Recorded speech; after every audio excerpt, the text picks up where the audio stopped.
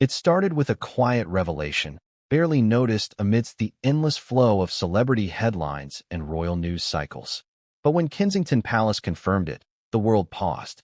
Suddenly, the serene streets of Montecito, California, home to sun-soaked mansions and whispered tales of Hollywood royalty, became the epicenter of an unprecedented royal scandal.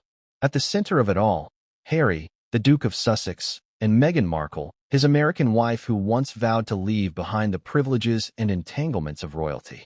A $14 million mansion, nestled among towering oaks and perfectly manicured gardens, revealed to have been partly financed with hidden royal funds, a discovery that ignited outrage, disbelief, and heated debates on both sides of the Atlantic.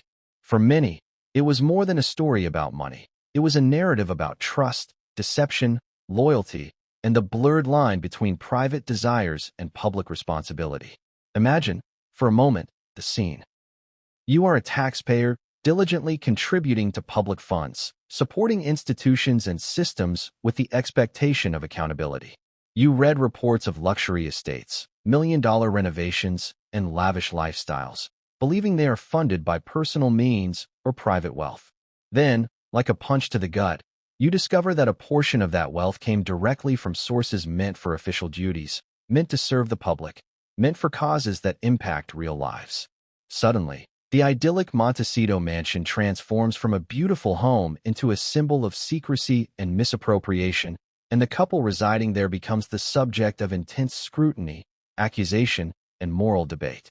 How could Harry and Meghan, individuals who had publicly distanced themselves from the very institution that financed them, live in such splendor without the world knowing the full story? Before we continue, please hit the like button, subscribe to the channel, and turn on the notification bell for updates. The story is not just about money. It is about expectations shattered and trust broken. Harry, a prince born into privilege, had long been the symbol of compassion, empathy, and a willingness to challenge tradition.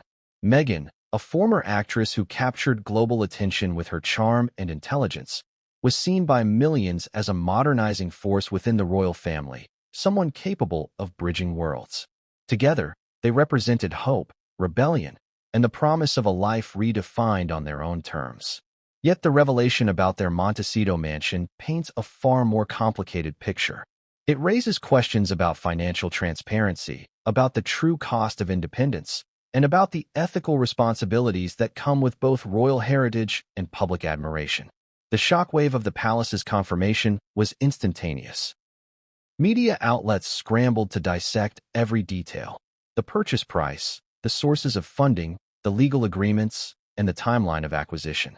Social media exploded with incredulous reactions, from loyal royal watchers to casual observers. Tweets, posts, and videos surged across platforms, each opinion more damning or defensive than the last.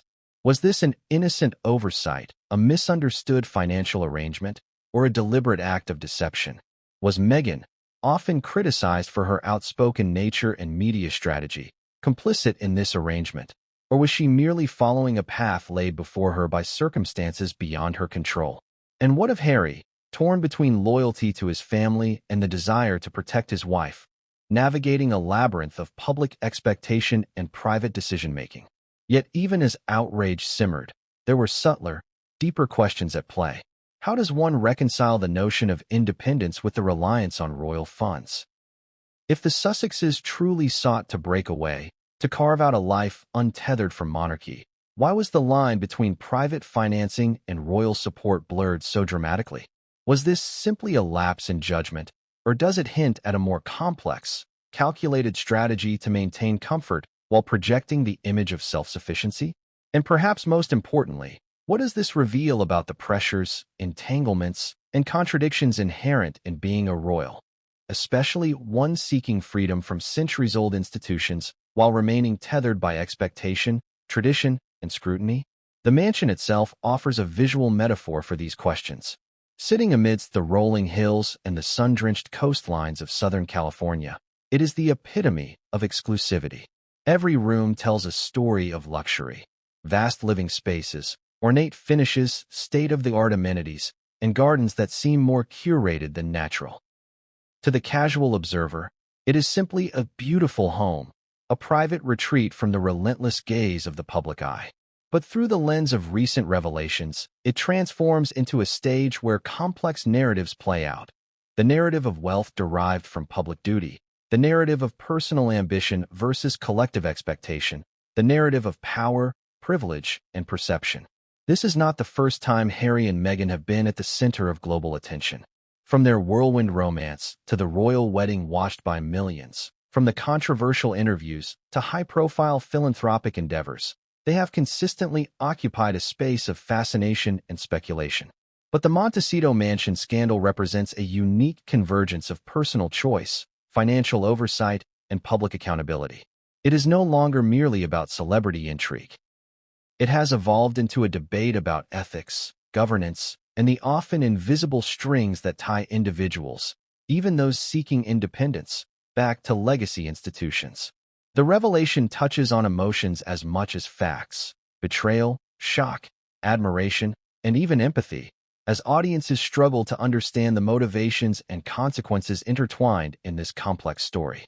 As this story unfolds, it becomes clear that the consequences extend far beyond the walls of the Montecito mansion.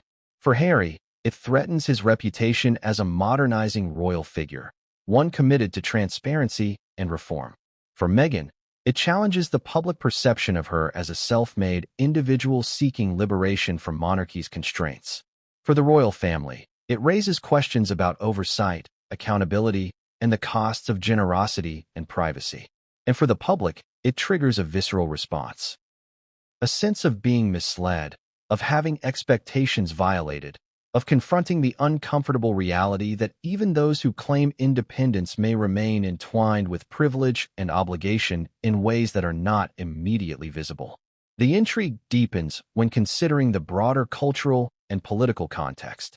In the United States, where debates over wealth, taxation, and social responsibility are constant, the story of a foreign royal couple benefiting from hidden funds resonates in ways that are both emotional and symbolic. Taxpayers feel a particular sting when luxury is funded in secret, when transparency is lacking, and when accountability seems obscured by status and connections. In the United Kingdom, where the monarchy is both an institution and a symbol, the scandal reflects on the family's stewardship of public resources and the balancing act between tradition and modernization. Across continents, Harry and Meghan have become lightning rods for discussion, critique, and admiration, and the Montecito revelation crystallizes these tensions in a single, tangible location, a mansion worth millions, but worth far more in symbolic consequence. Beyond the numbers, the intrigue, and the controversy, there is also a human story. It is the story of individuals navigating expectations, choices, and consequences. It is about a couple seeking freedom and privacy, yet caught in a web of public scrutiny, familial obligation, and financial complexity. It is about the intersection of personal desire and public duty, a tension that few could fully comprehend from the outside. And it is about the emotional weight carried by those living at the heart of the storm, facing criticism that is relentless, amplified, and unforgiving. In telling this story, we will explore the mansion itself, the financial mechanisms that funded it, and the emotional fallout for all involved. We will examine how royal funds, meant for service and duty, became entangled in private luxury. We will delve into reactions from the public, experts, and media commentators, uncovering the layers of outrage, speculation, and defense. And we will consider the broader implications, what this scandal says about the modern monarchy, about independence and privilege, and about the fragility of public trust when secrecy and perception collide. By the end of this video, viewers will have a deep understanding of not just the facts surrounding Harry and Meghan's Montecito mansion, but also the emotional, ethical, and societal reverberations that make this story so compelling. We will navigate a complex terrain of financial secrecy, royal expectation, and personal ambition, exploring the nuances that make this more than a tale of wealth. It is a story about power, perception, and the consequences of choices made behind closed doors. And as we uncover each layer, one question remains. How could a $14 million estate, meant to symbolize independence and retreat, instead become a lightning rod for scandal, controversy, and outrage? The answer is both intricate and revealing, and it is a story that demands careful attention, reflection, and consideration. The narrative of Harry and Meghan's Montecito mansion is just beginning, and what lies ahead is a journey through secrecy, luxury, ethical dilemmas, and emotional fallout. The story will unravel the hidden layers, reveal the connections between royal finances and personal choices, and shine a light on the consequences of living a life both in public view and private indulgence. The mansion is more than bricks and mortar. It is the nexus of intrigue, expectation, and scandal, and understanding its story is key to understanding the modern dynamic of royalty in a globalized, media-driven world. The morning the news broke, the usual calm of Montecito was replaced by a strange, almost surreal tension. The sun rose over the Santa Barbara coastline, casting its golden light over the sprawling estates, the quiet streets, and the manicured gardens. To the casual observer, life appeared undisturbed, peaceful even. But behind the gates of one particular mansion, the air felt charged with secrecy and controversy. At the heart of this storm was Harry, the Duke of Sussex, and Meghan Markle, his wife, whose names had become synonymous with both global fascination and endless scrutiny. That morning, headlines screamed across newspapers and websites, social media feeds flooded with incredulous reactions, and viewers across continents were suddenly pulled into a story that had been quietly unfolding behind closed doors. The revelation itself was deceptively simple on the surface. Kensington Palace had confirmed that the Montecito mansion, a lavish property valued at $14 million, had been partly financed using royal funds. Funds that were intended for official duties, public engagements, and charitable endeavors. The confirmation was clear, undeniable, and explosive. It wasn't speculation, it wasn't rumor. It was an official statement from one of the world's most scrutinized institutions, and it immediately reframed the narrative surrounding the Sussex's life in California. For a couple who had made headlines by stepping away from the monarchy, claiming a desire for independence, privacy, and financial autonomy, the news struck with the force of a thunderclap. How could someone who had publicly rejected royal privileges still benefit, secretly, from the very institution they claimed to leave behind? Within minutes, journalists, commentators, and experts began dissecting the statement. Financial analysts weighed in on the complex nature of royal funding, explaining how certain allowances and trusts are designated for specific purposes, including security, travel, and official residences. But what made this case unusual, even shocking, was the nature of the property itself. Unlike official residences, which are typically assigned for work-related purposes or ceremonial duties, the Montecito mansion was a private home. It was not a venue for public appearances, diplomatic gatherings, or state functions. It was, by all outward appearances, a sanctuary, a personal retreat where the couple could live away from the constant glare of paparazzi lenses and the relentless buzz of royal intrigue. And yet, hidden beneath the surface, funds that had been intended for other responsibilities had contributed to this very personal space, blending private indulgence with public resources in a way that demanded explanation. The story quickly transcended financial details. It became a narrative about trust, responsibility, and the expectations placed upon those born or married into royalty. Royals, by definition, operate in a sphere where personal choices are inseparable from public perception. Every purchase, every statement, every appearance carries weight. The Sussexes, who had already been the subject of intense media scrutiny for their interviews, public statements, and professional ventures, now faced a scandal that threatened to define them in an entirely new light. Suddenly, questions of ethics and accountability were no longer abstract debates. They were urgent, pointed, and deeply personal. Public reactions were swift and polarized. On one side, critics accused the couple of hypocrisy, arguing that if independence from royal privilege was genuine, there should have been no reliance on hidden funds. The language online was often blunt, charged with anger and disbelief. Headlines framed the story as a betrayal, a scandal, and a misuse of trust. Living off the crown they rejected, one viral tweet read, perfectly encapsulating the sentiment of outrage that rippled across forums, discussion boards, and social media platforms. People who had previously admired Meghan and Harry for their philanthropic endeavors and public advocacy now questioned whether their values were consistent with their actions. On the other side, supporters quickly sought to contextualize the situation, emphasizing the complexity of royal finances and the challenges inherent in stepping away from centuries-old systems.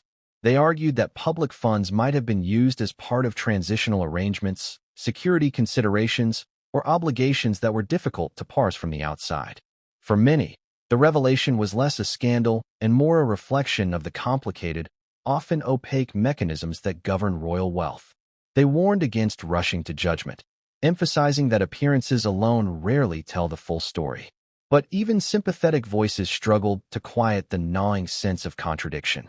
How could a couple committed to independence maintain the lifestyle of a royal without raising serious questions? Behind the headlines, the palace's statement offered a rare glimpse into the institutional perspective. Kensington Palace carefully detailed the source of the funds, explaining that a portion of the financing had been drawn from allocations intended to ensure the security and well-being of the Duke and Duchess of Sussex during their transition from official duties. The explanation was meticulous, highlighting the legal frameworks that had permitted such use, the oversight mechanisms in place, and the historical precedents that allowed for certain expenditures to be classified in ways not immediately transparent to the public. And yet, while the details were technically accurate, they did little to quell the emotional response. To the average observer, the difference between private enjoyment and public obligation seemed impossible to reconcile. The mansion itself became a character in the unfolding drama, emblematic of both luxury and secrecy. Nestled within Montecito's exclusive hills, the property offered panoramic views of the Pacific Ocean, private access to winding pathways, and gardens that seemed to flow seamlessly into the surrounding wilderness. Architectural details, from vaulted ceilings to intricate woodwork, reflected both wealth and refinement. Every room was a testament to comfort, opulence, and personal taste, and every element, when considered alongside the revelation of hidden funding, transformed from a symbol of privacy to a symbol of controversy. The mansion was no longer simply a home. It was a lens through which questions of ethics, transparency, and public accountability were magnified. Journalists and investigators began to dig deeper, tracing the financial pathways that had enabled the purchase. Complex arrangements, trusts, and intermediaries were uncovered, revealing a network of agreements that shielded many details from public view.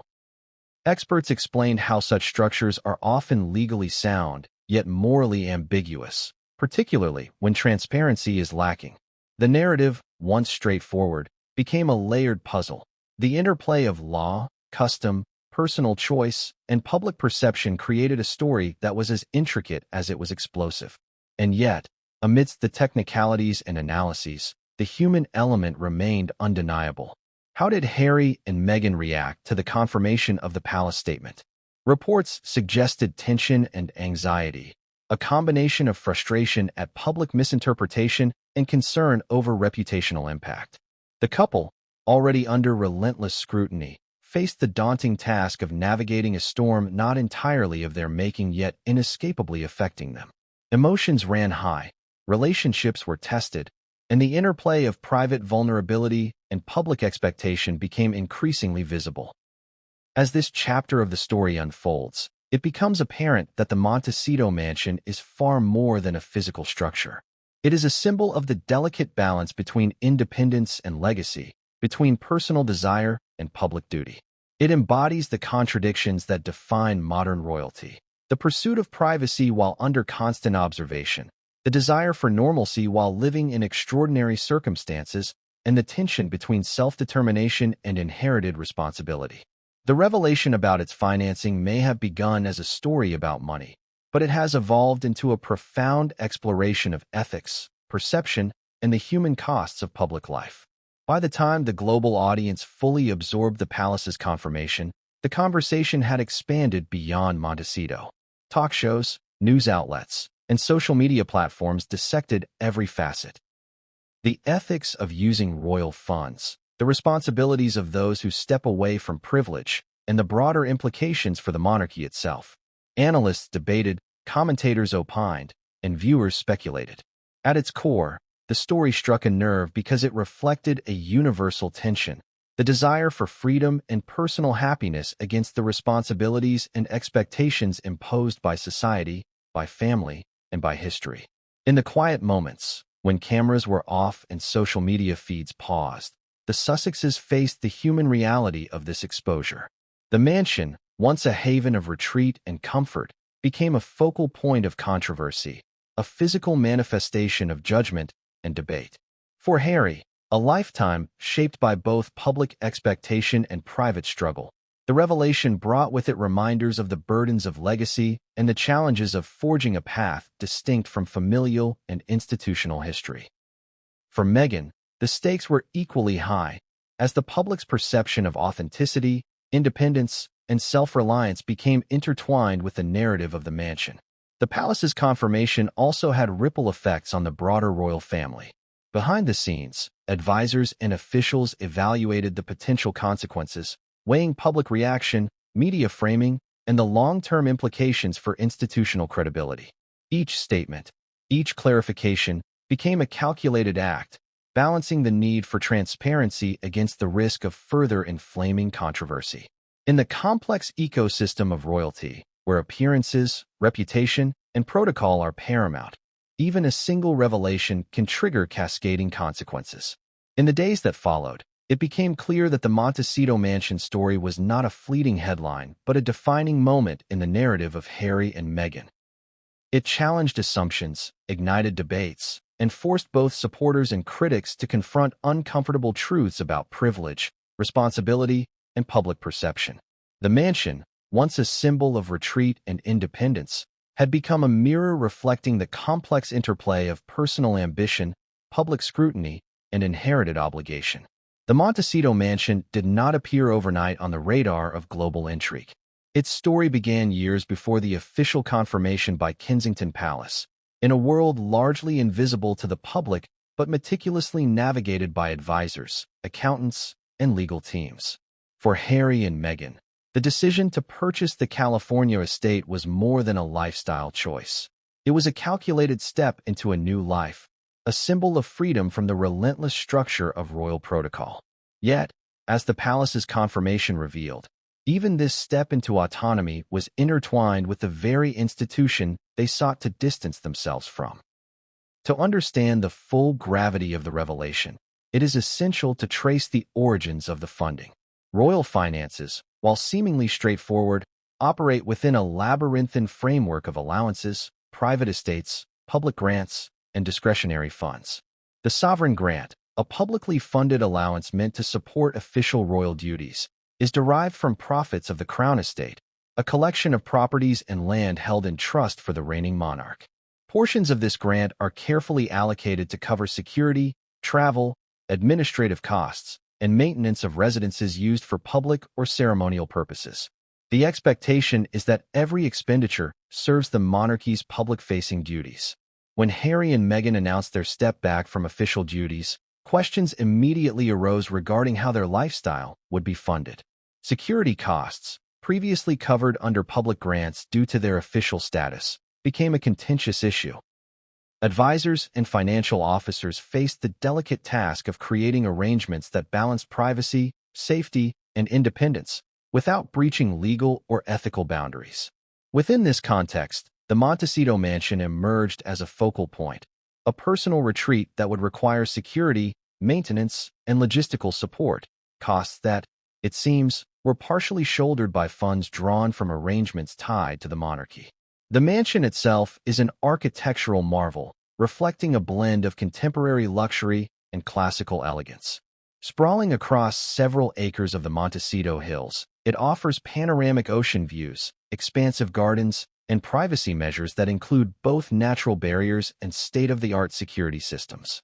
Every room, from the soaring living spaces to the meticulously designed kitchen and private quarters, conveys both comfort and exclusivity. To the untrained eye, it is simply a lavish residence befitting two individuals accustomed to the public's fascination. But behind the walls, the funding mechanism transforms the property into a symbol of tension between private desire and public accountability. Financial analysts quickly dissected the palace's confirmation.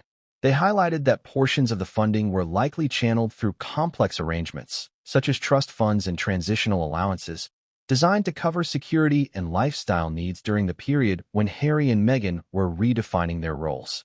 While technically legal, these arrangements blurred the lines between personal indulgence and institutional responsibility.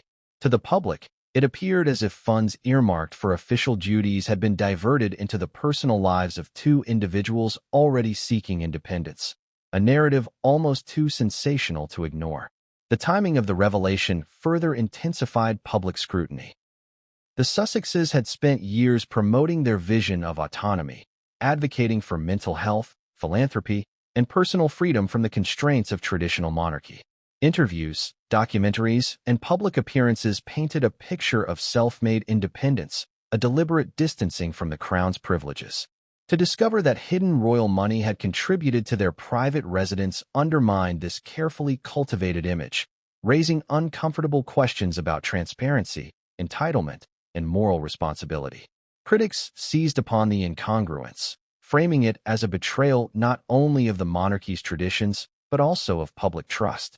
Social media became a battleground of outrage, speculation, and debate.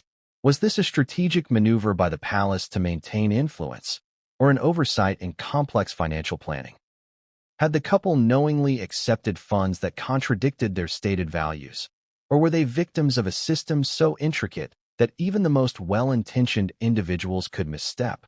The answers were not immediately clear, and that uncertainty fueled speculation across continents. Meanwhile, the mansion's staff, contractors, and neighbors found themselves unintentionally embroiled in the narrative. Employees tasked with maintaining the property, security personnel ensuring safety, and local service providers all became minor characters in a story of global consequence. Their perspectives, often quiet and overlooked, provided insights into the reality of daily life at the estate. According to reports from unnamed sources, the Sussexes were meticulous and hands-on residents, involved in decisions ranging from interior design to landscaping. Yet, the shadow of controversy hung over even mundane interactions, as every choice could be interpreted through the lens of royal fund usage. Experts on royal finances offered context to the situation, explaining that the use of such funds for private residences, while unusual, was not entirely without precedent. Transitional arrangements have historically allowed for allocations to cover security and welfare during periods of changing roles or responsibilities. The difference in this case, analysts emphasized, lay in the combination of transparency and public perception. Previous arrangements often occurred behind closed doors, with limited media exposure. In contrast, the Sussexes' high-profile departure from official duties, combined with the global fascination with their lives, meant that even routine financial mechanisms would be scrutinized, debated, and sensationalized. Adding layers to the story were the motivations behind the purchase itself. For Harry and Meghan, the Montecito mansion was more than a home. It represented safety, privacy, and control. After years of intense media scrutiny, hostile headlines, and intrusive paparazzi coverage, the idea of a secure, secluded environment was not merely a luxury. It was a necessity. The mansion's location provided natural privacy barriers, while the estate's design allowed for both public events, if necessary, and personal retreat. In essence, it was a sanctuary intended to protect their mental and emotional well-being, a tangible manifestation of the couple's desire to carve out a life separate from the pressures of royalty. Yet, the revelation of hidden royal funds cast a shadow over this sanctuary. To critics, it symbolized a contradiction between independence and entitlement. To supporters, it highlighted the challenges of stepping away from an institution where personal and public finances are inextricably intertwined. Every element of the property, from its ocean-facing terraces to its high-security features, became a focal point for debate, reflecting broader societal questions about privilege, responsibility, and transparency. The mansion also became a focal point for legal and ethical scrutiny. Journalists examined historical precedents, tracing the use of royal funds in similar situations. Financial arrangements, legal frameworks, and royal protocols were dissected, revealing a complex system where intent, legality, and public perception often intersect in unpredictable ways. It became clear that while the mechanics of the financing might adhere to legal standards, the optics were undeniable.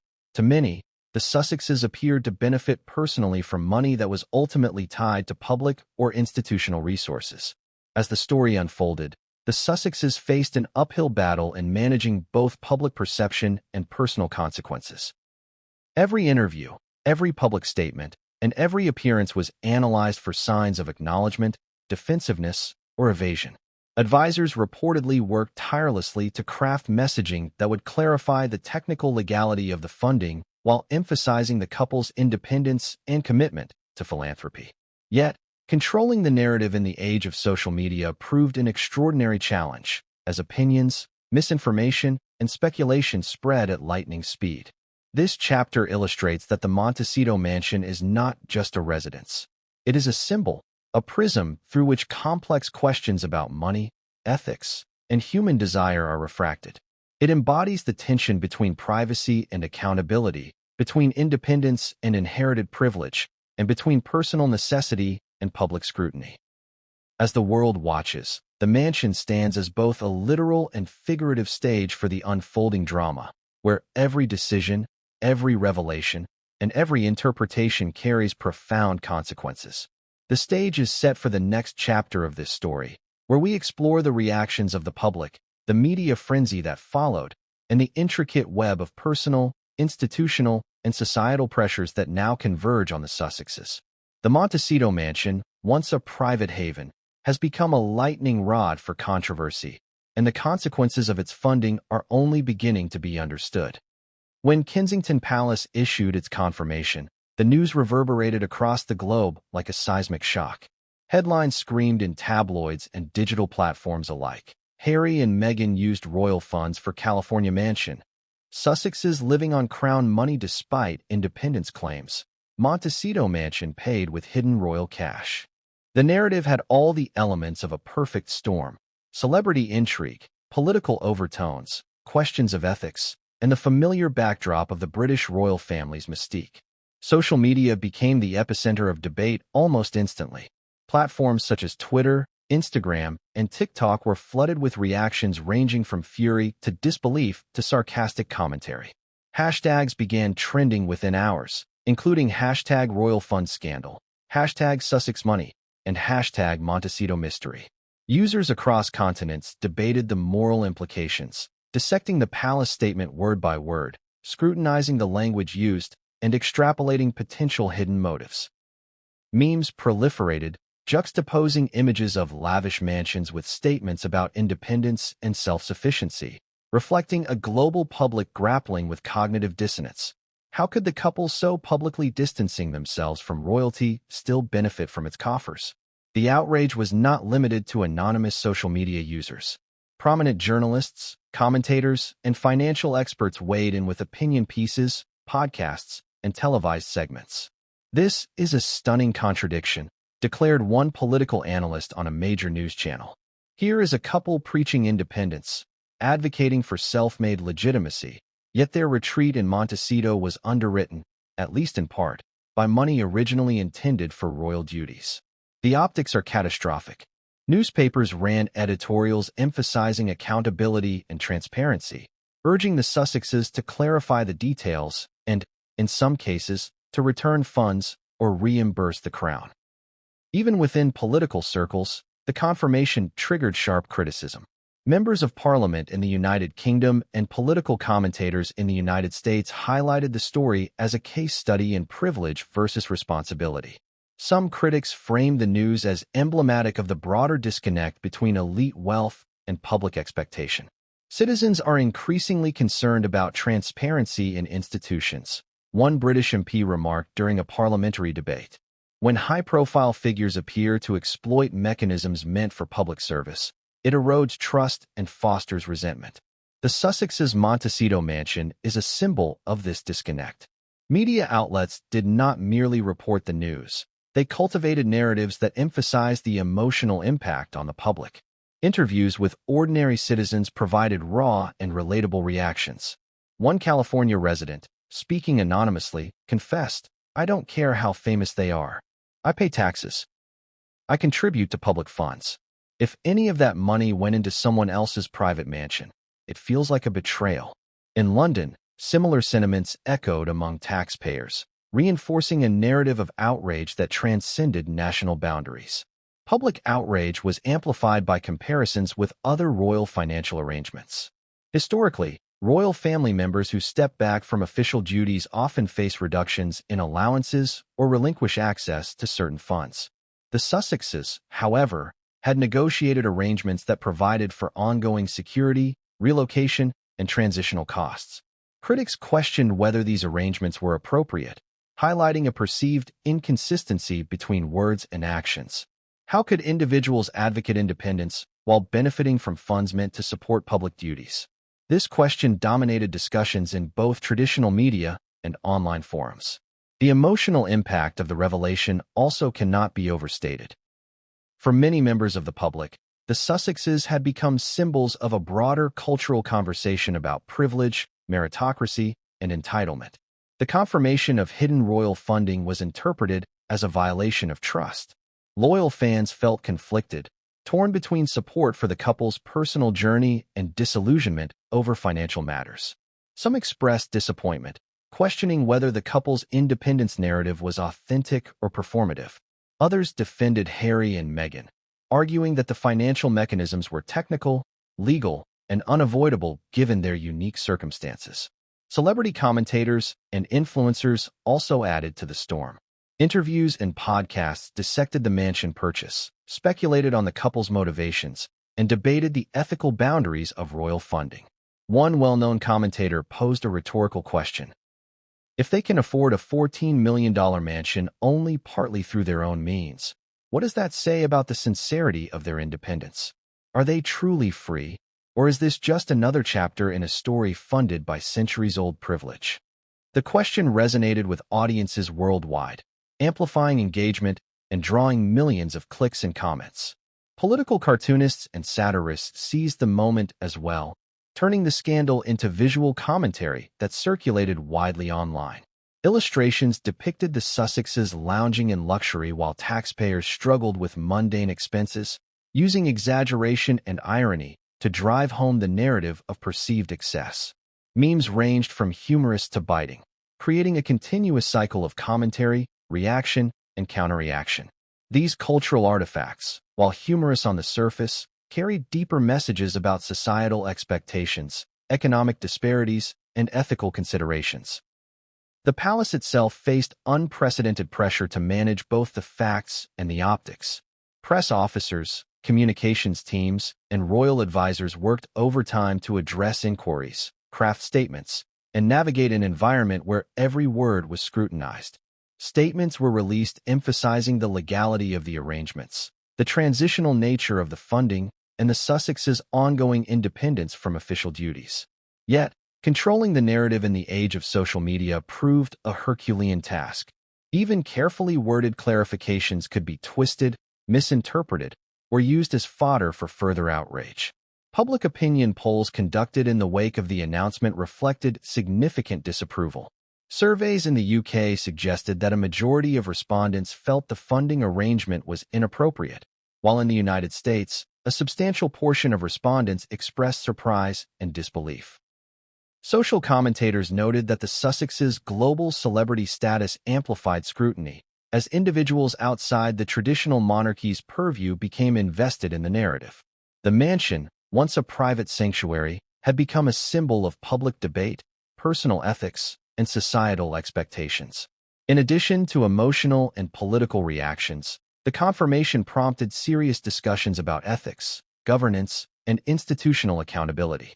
Financial experts debated whether the arrangements, while legal, adhered to best practices in transparency and oversight.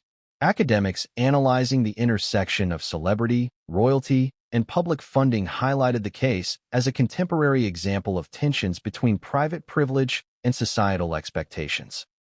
Public forums, panel discussions, and think tank reports explored the broader implications, asking whether institutions like the monarchy need to adapt in an era of global scrutiny, instant communication, and celebrity influence.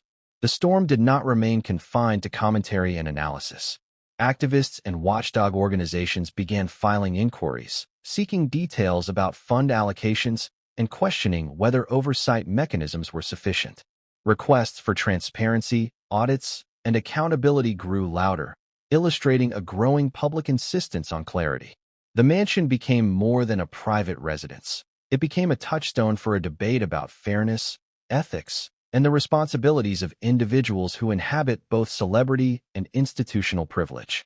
Amid the outrage, supporters of Harry and Meghan emphasized context. They highlighted that the couple's transition out of official duties was unprecedented in modern royal history, and that financial arrangements needed to address complex factors, including security, relocation, and personal well-being. These perspectives, while often drowned out by the sensationalist headlines, introduced nuance into the discussion. Supporters argued that the outrage, while understandable, risked oversimplifying a complicated reality in which legality, ethics, and optics sometimes intersect imperfectly. As the media storm continued, the narrative surrounding the Montecito mansion evolved. It became a lens through which questions of trust, independence, privilege, and responsibility were projected. The property was no longer merely a house. It was a cultural symbol, a repository for debates about ethics, transparency, and celebrity influence. Every update, every leaked detail, and every analysis served to reinforce the emotional intensity surrounding the story. This chapter illustrates that the Sussex's Montecito mansion exists not only in physical space, but also within the mental and emotional landscape of the public. The reactions, outrage, fascination, criticism, and support demonstrate the complex interplay between personal choice, institutional legacy, and societal expectation. The mansion's funding became a flashpoint, igniting debates that resonate far beyond the walls of the property itself, touching on issues of fairness, transparency, and accountability in the age of celebrity and instant communication. As the public grappled with the revelation, the palace and the Sussexes faced an uphill challenge, navigating the storm, addressing questions of ethics and perception, and ultimately shaping a narrative that reconciled personal independence with public scrutiny. The stage was set for the next chapter, where we explore the royal family's internal reactions, the whispers within palace walls, and the delicate dance of loyalty, image management, and reputation. What happened behind the scenes would prove just as consequential as the public uproar itself, revealing tensions and alliances that few had anticipated. The confirmation of the Montecito mansion's funding did not only ignite a firestorm in the media and among the public, it sent shockwaves through the very heart of the monarchy itself. Within the ancient halls of Kensington Palace and other royal residences, the news created an atmosphere thick with unease, whispered conversations, and careful strategizing. For decades, the monarchy has functioned as a carefully orchestrated institution, balancing public perception, duty, and personal privacy. Yet nothing could have fully prepared the senior royals for the magnitude of this latest revelation. The palace communication team, already under pressure from years of unprecedented scrutiny, found themselves scrambling to manage both facts and perception. Every statement, every nuance of language, was scrutinized for legal accuracy and potential fallout. Advisors, familiar with the intricate web of royal protocol, convened emergency meetings to discuss not only public messaging, but also internal consequences. The focus was on damage control, a concept familiar to the monarchy, but made infinitely more complex by the global visibility of the Sussexes' lives in Montecito. Within the private confines of the royal family, reactions varied. Some senior royals reportedly felt betrayed, interpreting the revelation as a failure of trust. The funds, originally allocated for official duties and public-facing responsibilities, were intended to support the broader mission of the monarchy. That a portion had been diverted to secure a private mansion halfway across the world, for a couple who had publicly rejected the institution, provoked intense debate. According to sources close to the palace, conversations behind closed doors were described as tense, emotionally charged, and laced with disbelief. Queen Elizabeth's heirs, in particular, reportedly expressed deep frustration. Prince William, long considered a guardian of tradition and the embodiment of duty within the family, viewed the situation as a clear affront to the principles of transparency and accountability. Insiders claim that discussions between William and senior advisors revolved around questions of precedent. If Harry and Meghan could access funds in this way, what message did it send to other family members or the public at large? How could the monarchy maintain credibility while dealing with a couple whose independence was now under intense scrutiny? These questions were not merely theoretical. They demanded tangible solutions. Prince Charles, navigating a delicate balance between paternal concern and institutional responsibility, found himself in a uniquely challenging position. On one hand, there was the need to support his son and daughter-in-law as individuals navigating new lives in the United States. On the other, there was the broader imperative to protect the integrity of the crown and reassure the public that royal finances were administered responsibly. Advisors report that Charles convened private meetings with financial officers and palace counsel, reviewing every line item associated with the Montecito property. The goal was to assess legality, clarify amounts, and determine potential ramifications for public relations. Meghan's position within these internal dynamics added another layer of complexity. Known for her assertiveness and strategic communication skills, she reportedly engaged with the palace in private negotiations regarding the mansion, security arrangements, and public statements. Some insiders described her approach as meticulous, emphasizing both legal compliance and personal comfort. Yet, this very meticulousness fueled suspicion among some family members, who questioned whether the Sussexes' narrative of independence aligned with the financial realities of their Montecito residence. Was the couple truly self-sufficient, or had they leveraged family resources in ways that contradicted their public image? Harry, caught between loyalty to his family and commitment to his new life, reportedly experienced profound emotional strain. He had long navigated the tension between duty and personal happiness, and the revelation about the mansion exacerbated these pressures. Sources indicate that he engaged in intense discussions with Meghan about how to manage public perception while protecting their privacy. Decisions about press statements, social media communication, and potential interviews were approached with extreme caution, reflecting both concern for legal implications and desire to shield themselves from further controversy. The dynamics between the Sussexes and senior royals were further complicated by advisors' involvement. Palace aides, financial officers, and legal counsel were tasked with providing assessments, recommendations, and risk analyses. These intermediaries often found themselves in difficult positions, mediating between family members whose emotions ran high and the cold, meticulous demands of institutional oversight. Reports suggest that the palace finance team prepared multiple scenarios, outlining potential outcomes if the revelation intensified public scrutiny, triggered political inquiry, or led to calls for repayment.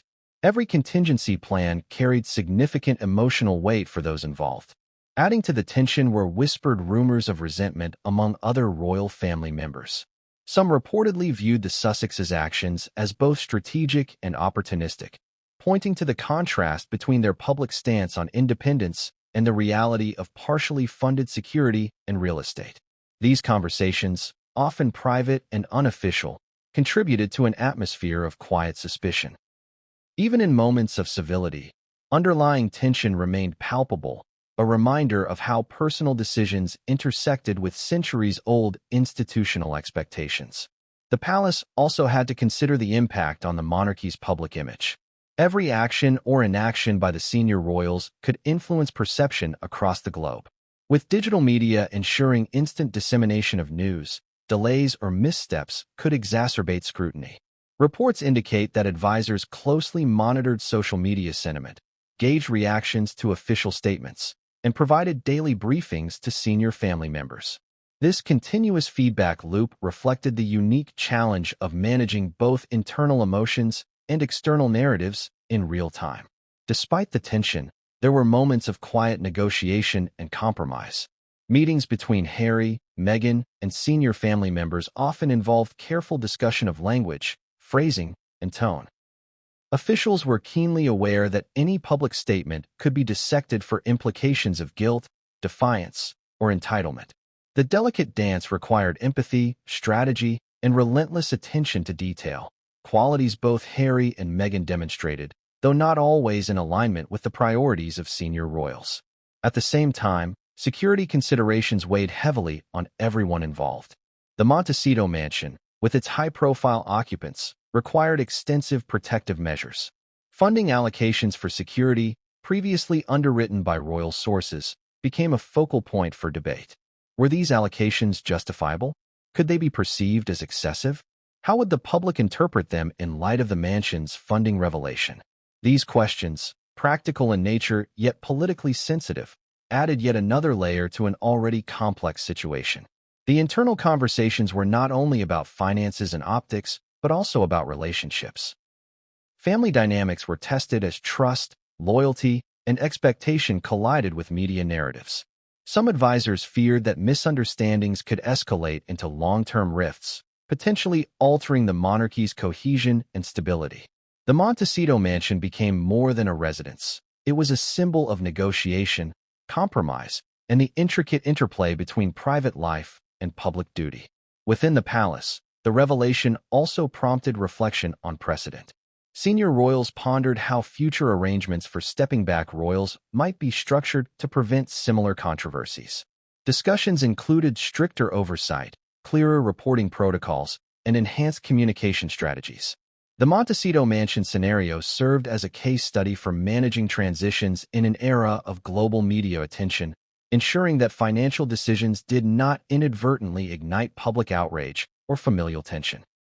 Through all this, Harry and Meghan remained central figures, their choices scrutinized both for legality and perception. Their independence narrative, juxtaposed with financial realities, created a paradox that resonated across palace walls and public forums alike. Every decision, every statement, every interaction was viewed through the lens of potential optics, institutional integrity, and personal narrative. The palace had to navigate not only the mechanics of governance, but also the emotional complexities of family, loyalty, and legacy. As the storm of public outrage and internal tension swirled, one fact became increasingly clear. The Montecito mansion controversy was not merely about a house or a financial allocation. It represented the collision of private ambition and public accountability, of personal happiness and institutional duty, of independence and inherited privilege. Within the palace, these conversations would shape the monarchy's approach to both family members and public perception for years to come, influencing decisions far beyond the walls of Kensington and the gates of Montecito. This chapter illustrates the human element behind the headlines, a family grappling with competing priorities, emotions running high, and a legacy under scrutiny. The palace walls, often insulated from the chaos of public opinion, could not contain the weight of this revelation. The Montecito mansion had become a fulcrum around which emotions, strategy, and family dynamics pivoted, setting the stage for the next chapter, where the financial details of the mansion, its funding sources, and expert analysis will be explored in unprecedented depth. The story of the Montecito mansion does not simply begin at the gates of its sprawling estate. Its roots dig deep into an intricate financial web that ties together royal funding, private wealth, and public accountability. As the palace confirmed that a portion of the $14 million property was financed through royal funds, questions erupted across newsrooms, government offices, and social media platforms. How did this happen? Who approved it? And most importantly, how could taxpayers, whose contributions support the monarchy, have been unknowingly implicated in what many perceived as a private indulgence? Financial experts immediately seized upon the story, highlighting that royal funds, particularly those used for the maintenance of residences and official duties, are expected to be allocated with transparency and accountability. These funds, often derived from both public money and personal investments managed by the Crown Estate, have historically supported operational needs, charitable work, and the upkeep of properties tied directly to the monarchy's public role.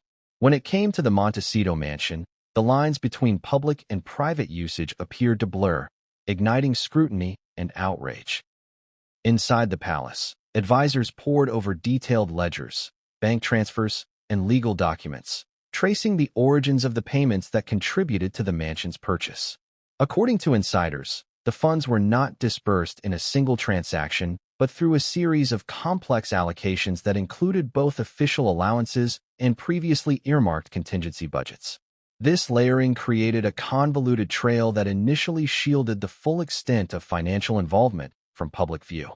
Yet, when analyzed, the evidence painted a clear picture. Royal money, intended for specific purposes within the United Kingdom, had been redirected to support the Montecito property. The reaction among financial watchdogs and political commentators was swift and severe. Analysts noted that the use of such funds, without clear communication or approval, could be perceived as a breach of both ethical and fiduciary responsibility. Newspapers ran headlines suggesting a misuse of taxpayer money, with some commentators framing the situation as emblematic of larger issues within the monarchy's financial structure. Public forums buzzed with debate, with citizens expressing feelings ranging from betrayal to incredulity. Social media amplified these sentiments, spreading information, speculation, and outrage at an unprecedented pace. At the center of the financial discussion was the precise allocation of funds. Reports indicated that millions of dollars had been diverted from operational budgets originally intended for palace maintenance, security upgrades, and public-facing projects. Each dollar spent outside of its intended purpose represented a potential breach of public trust. Royal accountants and legal teams were called upon to clarify whether these allocations fell within permissible parameters, weighing legality against perception. While insiders stressed that the transactions had technical compliance with existing protocols, critics argued that the spirit of accountability had been violated, creating a significant public relations dilemma. Moreover, the mansion's purchase raised complex questions about asset ownership and responsibility. Unlike typical royal properties, which remain under the stewardship of the Crown Estate, the Montecito residence was privately occupied by the Sussexes. Yet, the partial financing through royal funds created an ambiguity. Technically, a portion of the property was tied to the monarchy's financial apparatus. This blurring of lines added to the controversy, prompting legal experts to examine whether any formal agreements had been drafted to address repayment, taxation, or long-term ownership rights. Public interest in these details intensified as the story spread across traditional and digital media. Taxpayer outrage was not merely symbolic, it translated into political pressure. Members of Parliament and elected officials were called upon to weigh in on the propriety of the financial decisions. Some questioned whether oversight mechanisms had failed, highlighting gaps in monitoring the disbursement of funds allocated to members of the royal family. Others demanded transparency reports, audits, and potential reimbursement. In an era of heightened accountability, every pound of royal money spent beyond intended purposes became a focal point for scrutiny, illustrating the intersection of private privilege and public responsibility.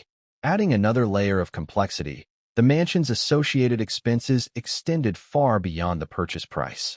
Security arrangements, staff salaries, landscaping, and maintenance costs, all funded at least partially through royal allocations, added millions to the total investment. Each of these expenditures raised additional questions. Could such costs be justified for a residence located thousands of miles from the United Kingdom? How much of the allocation was strictly necessary, and how much could be interpreted as luxury? These considerations fueled debates that cut across financial, ethical, and political dimensions. Inside the palace, the financial revelations sparked intense discussions about precedent. Advisors worried that the perception of misused funds could embolden critics, fuel media scrutiny, and provoke calls for reform. Legal counsel emphasized the need for clear communication and documentation, underscoring that even if the spending was technically permissible, the optics of the arrangement demanded careful management. Conversations reportedly included proposals for public statements, repayment plans, or structured agreements to mitigate further backlash, reflecting a proactive approach to crisis management. The financial intricacies also underscored the challenges of separating public perception from legal realities. While the money trail could be justified on paper, it remained vulnerable to interpretation. Public sentiment, shaped by headlines and social media narratives, often diverged from technical accuracy. Palace advisors reportedly debated the best strategy to convey legitimacy without inflaming criticism, balancing the Sussexes' privacy, institutional credibility, and public expectations. Every decision carried implications not only for the individuals involved, but for the monarchy as a whole. Furthermore, the financial story revealed subtle tensions between tradition and modernity. Historically, the monarchy operated in a framework where access to funds was guided by both precedent and hierarchy, with expectations of discretion and loyalty. In the context of the Montecito mansion, these expectations collided with the Sussexes' desire for autonomy, privacy, and independent living. Negotiating the intersection of personal choice and institutional obligation required delicate diplomacy, intricate accounting, and strategic communication. It was a scenario that tested the very adaptability of the royal financial system. Expert commentators emphasized that the situation highlighted the need for reform in the allocation and oversight of royal funds. Financial analysts, tax experts, and governance specialists weighed in on the risks and implications, suggesting that stricter transparency measures could prevent similar controversies in the future. Recommendations included more rigorous audits, clearer reporting structures, and formal agreements for any property acquisition outside of the United Kingdom. Each suggestion reflected a growing awareness that public trust, once eroded, is difficult to restore. Meanwhile, the Sussexes faced mounting pressure to clarify their financial arrangements publicly. Media outlets demanded interviews, documentaries explored the nuances of royal funding, and social media users speculated about the motivations behind the mansion's purchase. Within this maelstrom, Harry and Meghan had to carefully calibrate their messaging, emphasizing independence while navigating the realities of past financial entanglements. The challenge was formidable. Every statement could be interpreted as defensive, conciliatory, or disingenuous, influencing both public perception and royal relations. The Montecito mansion's funding controversy also prompted broader discussions about wealth, privilege, and public accountability. Commentators explored questions of fairness, equity, and responsibility, comparing royal arrangements with those of ordinary citizens. Could a private couple justify millions in funding for a residence abroad? How did this align with the monarchy's moral and symbolic role in British society? These debates extended beyond finance, touching on ethics, social expectations, and the evolving relationship between the crown and its subjects. Even as financial audits and expert analyses continued, the story remained highly emotional. For members of the royal family, the controversy was not only about money but about reputation, legacy, and trust. Every ledger entry, every bank transfer, every allocation became a symbol of broader tensions. The clash between independence and duty, transparency and discretion, personal happiness and institutional integrity. The Montecito mansion, in its grandeur and controversy, encapsulated all of these themes, serving as both home and lightning rod for the storm of scrutiny. As public debate raged, palace officials reportedly explored ways to mitigate fallout. Options included partial repayment, formal statements clarifying legality, or structured financial agreements to demonstrate accountability. Each path carried potential consequences for public perception and internal family relations. The stakes were high. Missteps could deepen mistrust, intensify media scrutiny, and compromise both individual reputations and institutional credibility. The chapter concludes with an understanding that the financial story of Montecito is far from over. The mansion itself is more than bricks, mortar, and land. It is a symbol of the complex interplay between wealth, family, and public responsibility. Tracing the money trail illuminates the delicate balance the monarchy must strike between tradition, transparency, and adaptation in the modern world. Every decision, every allocation, every public statement contributes to a narrative that affects not only Harry and Meghan, but the broader perception of the royal family, now navigating an era of unprecedented global attention. The moment the news broke that the Montecito mansion had been partially funded with royal money, the world reacted with a mix of shock, disbelief, and indignation. Across social media platforms, headlines, and news broadcasts, the story dominated conversations in a way few royal controversies had before. In the United States, where Harry and Meghan had relocated, commentators dissected the implications of foreign royal funds being channeled to private property, framing it as an ethical dilemma as much as a financial one. In the United Kingdom, the story became a lightning rod for broader debate about the monarchy, transparency, and public accountability. Public sentiment was swift and vocal. Ordinary citizens, taxpayers, and advocacy groups immediately raised concerns about propriety and fairness. Social media feeds exploded with discussions, petitions, and calls for accountability, many questioning how funds that were meant to support the monarchy's official duties could end up financing a lavish lifestyle thousands of miles away. Some voices expressed outright anger, feeling that their contributions were being misappropriated, while others conveyed astonishment that such high-level decisions could occur behind closed doors, seemingly without scrutiny. Editorials and opinion pieces in major newspapers amplified the outrage, often presenting the story not merely as a financial misstep, but as a moral failure. Columnists drew attention to the juxtaposition of public funding versus private indulgence, framing the situation as emblematic of the tension between tradition and modern expectations of transparency. Headlines read like pronouncements. Royal funds for private luxury? Outrage as Montecito mansion financed by Crown and taxpayers betrayed.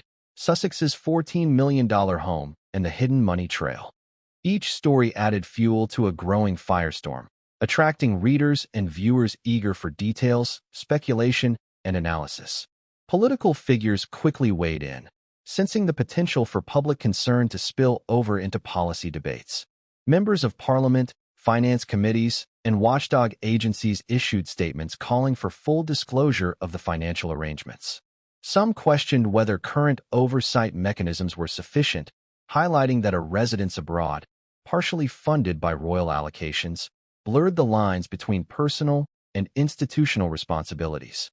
The conversation expanded beyond the Sussexes, encompassing larger debates about the management of royal funds, transparency in public spending, and the accountability of those entrusted with significant financial resources. In the United States, the story took on a different, yet equally dramatic, tone. Media outlets examined the mansion within the context of celebrity culture, wealth, and the notion of independence from institutional ties. Analysts discussed the symbolic implications. A couple who had publicly rejected certain aspects of royal life, living lavishly in California while enjoying funding originally intended for UK obligations. Public discourse frequently turned to the contrast between Harry and Meghan's professed values and the reality of the mansion's financial backing. News panels debated the ethics of accepting such funds while advocating for independence and personal choice, creating a narrative of perceived contradiction that captivated audiences. The scandal's reach was amplified by expert commentary. Financial analysts broke down the transactions, explaining how funds could legally flow from royal sources into private accounts, while ethics experts highlighted the perception problem inherent in such arrangements. Social psychologists weighed in, noting how public outrage often escalates when financial mismanagement involves figures perceived as privileged or insulated from ordinary rules. The Sussexes' case became a textbook example, a blend of legality, perception, and emotion converging to create a perfect storm of public scrutiny. Amid the media frenzy, royal correspondents explored historical precedents, searching for similar cases where funding for private residences had raised questions. Comparisons were drawn to past allocations for official royal properties, noting the distinction between houses maintained for public duties and homes intended for personal use. This historical context added depth to the conversation, showing that while financial oversight existed, nuances and exceptions had long created gray areas open to interpretation. Yet, even with historical examples, the Montecito mansion stood out. The combination of distance, private occupancy, and partial royal funding created a scenario uniquely prone to controversy. Public reaction was not limited to social media and commentary. Advocacy groups, campaigners for transparency, and taxpayer associations began mobilizing, demanding answers and accountability. Letters were sent to government officials, petitions circulated online, and forums dedicated to financial oversight dissected every detail of the funding trail. Citizens expressed frustration not only at the perceived misuse of money but at what they saw as a lack of clarity, guidance, or opportunity to question decisions that impacted public perception of the monarchy. In many ways, the outrage was as much about the process as the outcome. Secrecy, complexity, and opacity became points of contention. The palace faced a delicate balancing act. On one hand, Officials needed to defend the legality of the allocations and preserve institutional credibility. On the other hand, they had to respond to the growing wave of public scrutiny, media attention, and political inquiry. Sources within the royal household suggested that internal meetings focused on messaging, optics, and damage control. Advisors reportedly debated the timing and content of statements, considering whether to emphasize legal compliance, repayment options, or transparency measures. Every decision carried weight. A misstep could intensify public anger, fuel political debate, and further erode trust in the monarchy's financial stewardship. Meanwhile, in Montecito itself, local media and neighbors became intrigued by the story. The mansion, already a symbol of luxury and privacy, now carried the weight of global controversy. Journalists visited the area, cameras focused on gates, driveways, and security measures, while residents shared opinions that ranged from curiosity to disapproval. Local discussions mirrored broader national and international conversations, blending admiration for the property's grandeur with moral questioning about how it was funded. The Sussexes, often portrayed as private and reclusive, suddenly found their residence transformed into a focal point of media attention, intensifying both scrutiny and speculation. The unfolding scandal also revealed the power of narrative in shaping public perception. While financial documents provided technical details, it was storytelling, the framing of legality versus morality, privilege versus independence, that captured public attention. News cycles highlighted tension, contradictions, and drama, reinforcing emotional engagement with the story. Memes, viral posts, and commentary further fueled the narrative, creating a cultural moment where the Montecito mansion was no longer simply a home, but a symbol of debate about wealth, ethics, and responsibility. Political commentators highlighted potential implications for the monarchy itself. Questions arose about long-term consequences. Could this controversy impact future funding allocations, public support, or the monarchy's ability to operate with discretion? Analysts explored scenarios in which transparency reforms could be accelerated, funding processes re-evaluated, and relationships between royal family members re-examined. In effect, the Montecito mansion became a case study in the intersection of private desire, institutional oversight, and public accountability, a microcosm of broader tensions within modern monarchy. As public anger simmered, media coverage continued to expand, exploring every facet of the mansion's financial story. Investigative reports detailed the source of funds, timelines of transactions, and internal approvals, while human interest pieces examined how the controversy affected Harry and Meghan personally. The narrative intertwined personal ambition, institutional responsibility, and global scrutiny, creating a story that was as emotionally compelling as it was financially complex. Every development, every clarification, every leaked detail reinforced the magnitude of the scandal, keeping audiences engaged and invested in the unfolding drama. Ultimately, the public outrage over Montecito illustrated a profound lesson about perception, privilege, and accountability. Legal compliance alone was insufficient to quell anger. Ethical considerations, transparency, and clear communication were equally crucial. The Sussexes' situation, magnified by media coverage, global attention, and political interest, underscored the delicate balance required to maintain trust in institutions while respecting personal autonomy. The mansion, once a symbol of privacy and luxury, had become a lightning rod, highlighting the fragility of public confidence and the complexities of navigating wealth in the modern age. The chapter closes with a recognition that public, media, and political reactions were not fleeting. They represented a sustained wave of scrutiny, analysis, and debate that would continue to influence both the Sussexes' choices and the monarchy's approach to financial governance. Montecito had become more than a residence. It was a focal point of global attention, a reflection of larger tensions, and a lesson in the power of public perception in shaping narratives about money, privilege, and responsibility.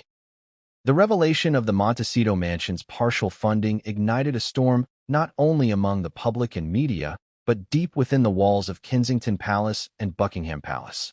While the world reacted with shock and outrage, the royal household faced its own internal reckoning. The story, which had erupted like a wildfire across continents, became a test of loyalties, discretion, and the ability of the monarchy to manage both perception and reality simultaneously. According to multiple palace insiders, the news of the $14 million Montecito residence being financed with hidden royal funds was met with disbelief at first. Senior aides and courtiers reportedly gathered in emergency meetings, sifting through spreadsheets, internal memos, and bank records to ascertain the scale of the funding and its intended purpose. Sources close to the royal family indicated that the initial reaction was a mixture of shock and frustration, with some questioning how such decisions had been made with minimal consultation. The funding was technically within legal bounds, yet the optics were catastrophic. In the monarchy, perception often outweighed legality, and the thought that a high-profile couple had acquired a luxurious residence abroad using institutional resources struck at the heart of public trust. King Charles, as the head of the royal household, faced the unenviable task of balancing accountability with discretion. Private meetings reportedly became tense, with advisors presenting conflicting strategies. Some advocated for immediate public clarification to contain speculation, while others urged patience, emphasizing that any hasty response could inflame the situation further. Insiders revealed that discussions often centered on a single, recurring concern: how to maintain institutional credibility while addressing the specific circumstances of the Sussexes' financial arrangements. Every decision was weighed carefully, recognizing that the fallout could ripple far beyond one property or one couple, potentially affecting the monarchy's reputation and operational authority. Meanwhile, tensions among family members intensified behind closed doors. Prince William, according to sources familiar with the situation, expressed a deep sense of exasperation. His frustration was not rooted merely in the use of funds, but in what he perceived as a disregard for protocol and the careful stewardship expected of senior royals. Conversations reportedly became heated, with courtiers describing moments of quiet but palpable anger during family briefings. William's concern, shared by others, was that public perception of extravagance and entitlement could undermine years of careful image management, particularly at a time when the monarchy faced heightened scrutiny over spending, transparency, and relevance in the modern world. Princess Anne, known for her forthrightness and sense of duty, reportedly voiced concerns about the precedent set by such funding. Courtiers described her remarks as a sharp reminder that royal resources were entrusted for the benefit of the institution, not for personal luxury abroad. Anne's perspective, focused on responsibility and accountability, resonated with those who feared that the Montecito mansion could be cited as a symbol of privilege and impropriety for decades to come. Her insistence on measured but firm responses contributed to an internal climate of tension and careful negotiation as the royal household sought to manage both the optics and the practicalities of the situation. In the midst of these internal deliberations, Harry and Meghan were acutely aware of the growing controversy. Reports indicate that the couple experienced a mixture of frustration, disbelief, and defensive posturing as they absorbed the news coverage. Sources suggest that Meghan, in particular, was concerned about the framing of the story, fearing that headlines emphasizing dependency on royal funds contradicted her carefully constructed narrative of independence and self-reliance. Statements from aides suggest that Meghan repeatedly questioned how a legal and sanctioned allocation could be interpreted as scandalous, highlighting a disconnect between her perception and public sentiment. Harry, too, faced his own set of challenges. As a former senior royal accustomed to institutional oversight and media scrutiny, he reportedly struggled with the intensity of international attention on a personal residence.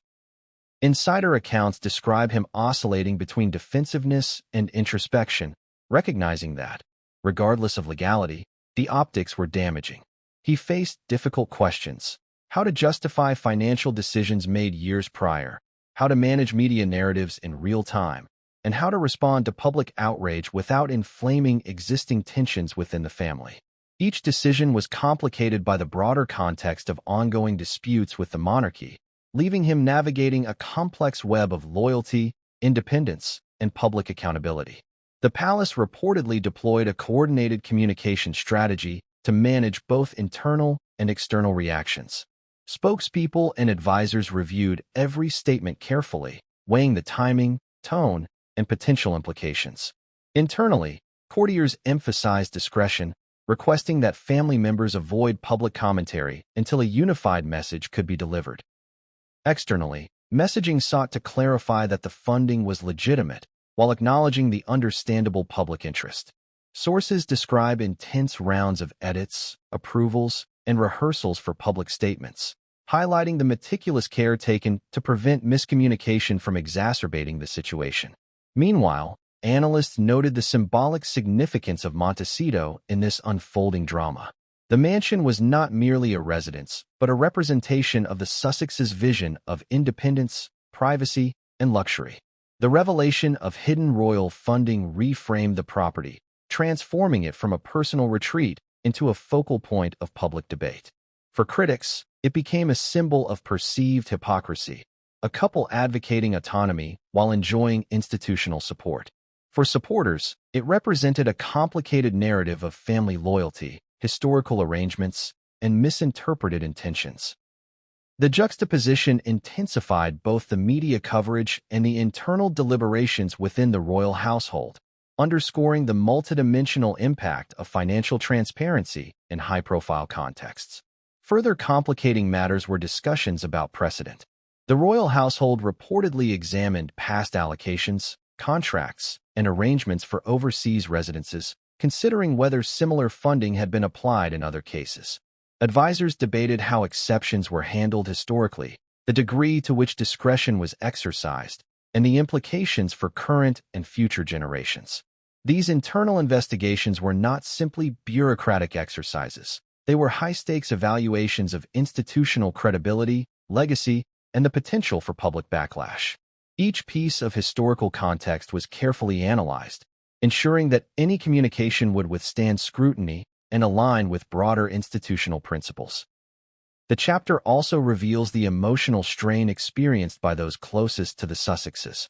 Personal aides, family friends, and close advisors reportedly felt caught between loyalty to Harry and Meghan and their responsibility to the monarchy. Diaries, correspondence, and confidential communications suggested an undercurrent of anxiety as staff navigated the dual pressures of confidentiality and accountability. Many were described as walking a delicate line, providing counsel and logistical support while aware that any misstep could escalate both internal tensions and public controversy. In the days following the revelation, the Sussexes reportedly engaged in extensive private discussions about strategy, media engagement, and family relations. Sources indicate that these conversations were intense and often fraught, reflecting the difficulty of reconciling personal interests with institutional expectations. Meghan and Harry weighed multiple options: issuing clarifications, repaying funds, or maintaining silence while allowing official statements to address the public. Each scenario carried potential risks and benefits, and internal advisors cautioned that any misstep could reverberate across media cycles, social media, and political arenas for months to come. By the end of this initial wave of internal reactions, several key truths had emerged within the palace. First, the Montecito mansion represented a highly sensitive convergence of family dynamics, public perception, and institutional accountability. Second, the Sussexes' actions, while legally permissible, exposed tensions between personal autonomy and public expectation. Third, the story highlighted the fragility of trust, both within the royal family and between the monarchy and the public, when financial transparency is questioned. Each realization prompted careful deliberation, shaping the strategies, statements, and long-term planning that would follow. Ultimately, Chapter 7 illustrates the profound ripple effect of the Montecito revelation within the royal family. It was not merely a story about property, money, or legality. It was a narrative about loyalty, ethics, perception, and the intricate interplay between private desires and institutional responsibilities. Behind the palace walls, emotions ran high, decisions were scrutinized, and relationships were tested, underscoring the extraordinary pressures faced by those navigating the delicate balance between personal freedom and public duty in one of the world's most scrutinized families. As news of the Montecito mansion being partially financed with royal funds spread across the globe, the response was immediate, loud, and unrelenting. The story moved swiftly from palace briefings and insider whispers to headline news on major networks, newspapers, and social media platforms. By the time the first official statement was released, the narrative had already taken on a life of its own. In the United States, where the Sussexes had made their home in Montecito, journalists and commentators seized upon the revelation with fervor. Cable news channels interrupted regular programming to dissect the implications, presenting the mansion as a symbol of entitlement and extravagance. Social media erupted with hashtags such as #RoyalFundingScandal, #Montecito Mansion, and #SussexSpending, trending on multiple platforms simultaneously. Influencers, celebrities, and ordinary citizens joined in, posting reactions that ranged from outrage to incredulity. Some critics accused Meghan and Harry of hypocrisy, highlighting that the couple had publicly championed independence from the monarchy while secretly benefiting from royal resources. "How can someone reject the crown and still live off it?" tweeted one commentator, a sentiment echoed by thousands in rapid succession. In the United Kingdom, the reaction was similarly intense, though filtered through a lens of historical expectation and royal scrutiny. Newspapers ran front-page stories with dramatic headlines, emphasizing the scale of the property and the source of its funding. Pundits debated whether the monarchy had failed in oversight or whether the Sussexes had overstepped their bounds. Calls for transparency grew louder, with letters to editors and petitions circulating demanding clarification on royal expenditure. Commentators pointed out that the revelation struck at a time when the monarchy was already under public pressure to justify its spending, particularly in the context of taxpayer funding for security, estates, and official engagements. For many, the Montecito revelation seemed like a betrayal of trust, amplifying skepticism about royal accountability. The media coverage was not limited to traditional outlets. Podcasts, YouTube channels, and online forums dissected every detail, analyzing photos of the mansion, property records, and historical precedents for royal funding. Analysts compared Montecito's opulence to other residences funded by the crown, highlighting discrepancies in usage, purpose, and public justification. Opinion pieces speculated on why such a purchase had been made, often framing the story as a cautionary tale of privilege and perceived entitlement. Memes, video montages, and viral clips of the mansion circulated rapidly, reinforcing both outrage and fascination. Amid this storm, the Sussexes themselves faced the brunt of public attention. Reports indicate that Harry and Meghan were acutely aware of the media intensity, closely monitoring coverage and preparing responses. Sources suggest that Harry, in particular, experienced a sense of frustration at the framing of the narrative.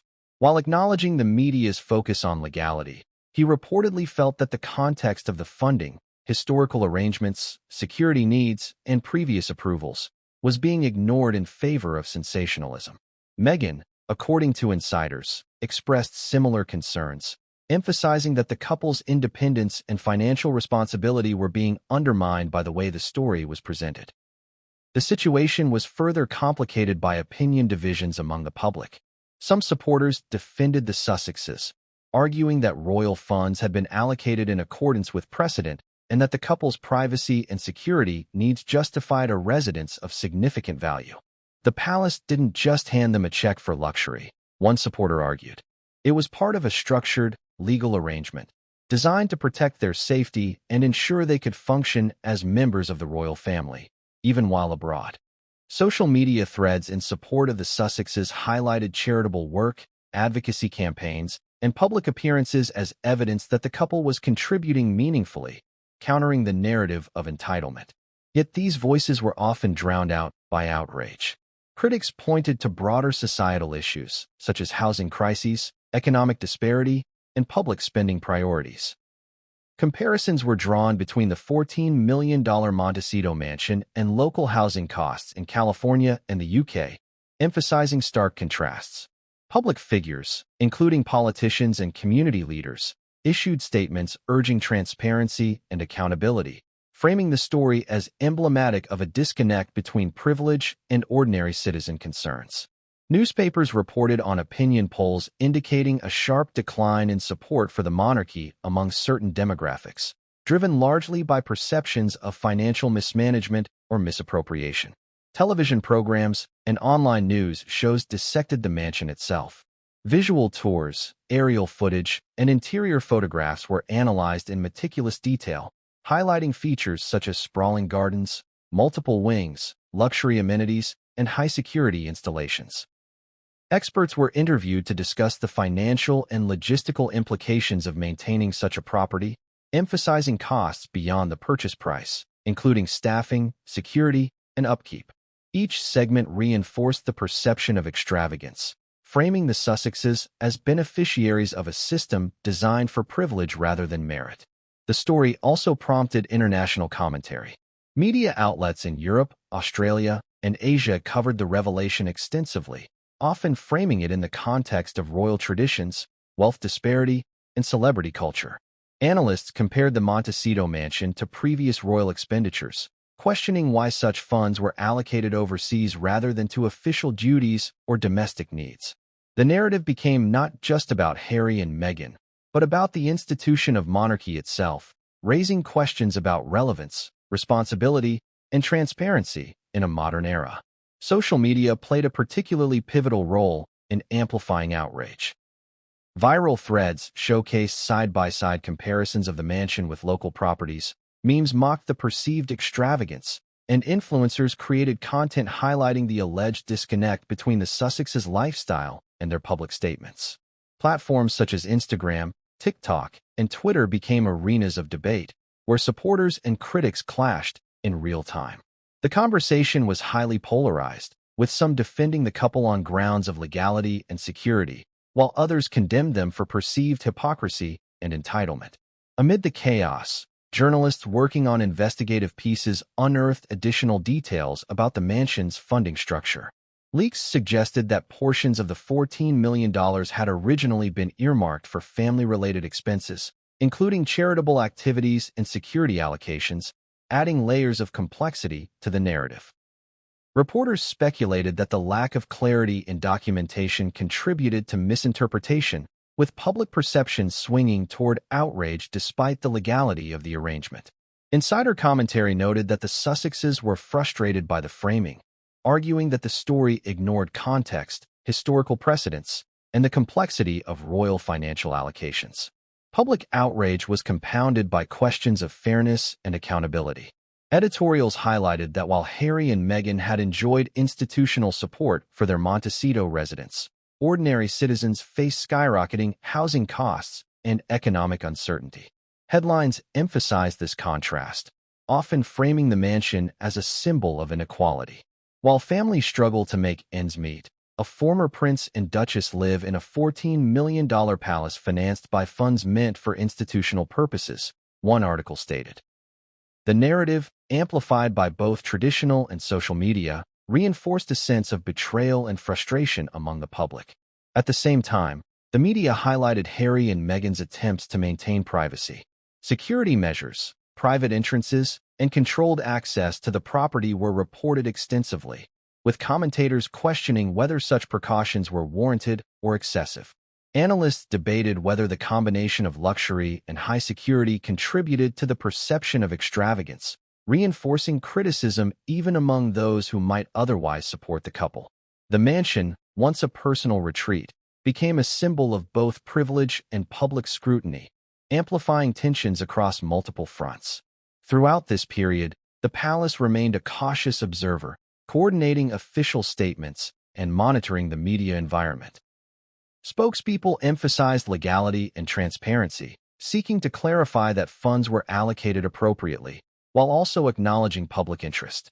Royal communications teams faced a delicate balancing act, providing sufficient information to prevent misinformation, while avoiding statements that could be interpreted as justifying or defending perceived extravagance.